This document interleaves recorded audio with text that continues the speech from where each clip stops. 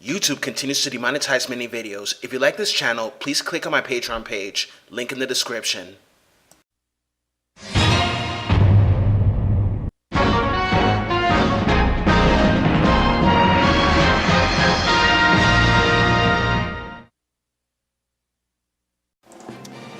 Hey gamers, John here. The crackdown on emulator and ROM sites continues. Now, this cracking down has caused EmuParadise to delete its ROMs out of fear of illegal action from Nintendo. I can see the fire building up on the internet right now. So many people download emulators and ROMs to relive all these wonderful moments from when they were kids. Also, some people cannot afford to buy a game console due to jobs that do not pay good enough, or because they're so tied up with paying an expensive rent, pay the bills, and buy the food. Hence the downloads of ROMs and emulators. Now I gotta say that EmuParadise being the latest victim is very saddening, because it was one of the most popular ROM sites next to LOVERoms, Complete Roms, and so on. I remember downloading emulators and ROMs for the first time back in 2001 since I was 15 years old, and the excitement of playing games that I never got to play when I had my Super NES, such as Final Fantasy IV, 5, and 6, Mega Man X2 and X3, Battle Clash, Super Castlevania 4, Dracula X for the Super NES, and many more. It's just not fair to many, but to some people, it is the right thing to do this. Like I said last time, Nintendo has a thing for protecting its games and content, hence the seal of quality in every game.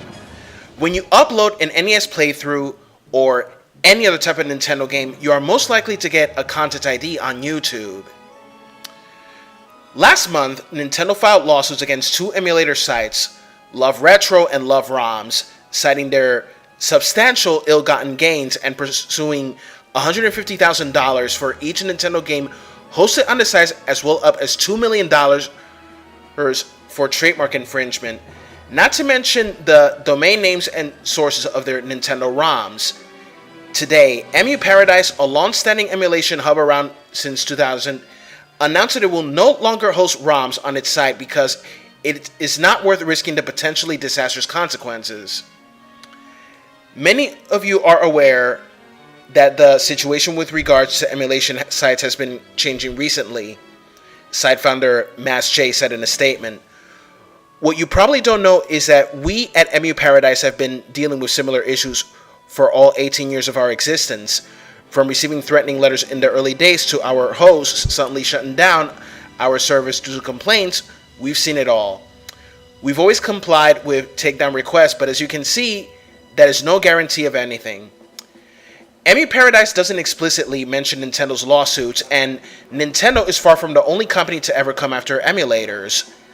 But it's no secret that the company's recent lawsuits have put ROMs and the sites that host them in the hot seat. Due to the heightened risk of legal action, EmuParadise says it will no longer offer games on its site. Oh, brother. It's not worth it for us to risk potentially disastrous consequences, Mass J said. I cannot in good conscience risk the futures of our team members who have contributed to the site through the years. We want EmuParadise for the love of retro games and for you to be able to revisit those good times. Unfortunately, it's not possible right now to do so in a way that makes everyone happy and keeps us out of trouble.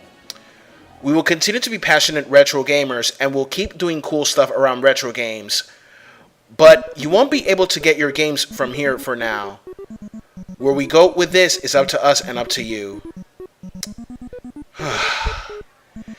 It's unclear how EmuParadise will operate going forward, though Mass J says features like the site's emulator database, just the emulators themselves, not the games, and community forums will stay up as it begins a new start.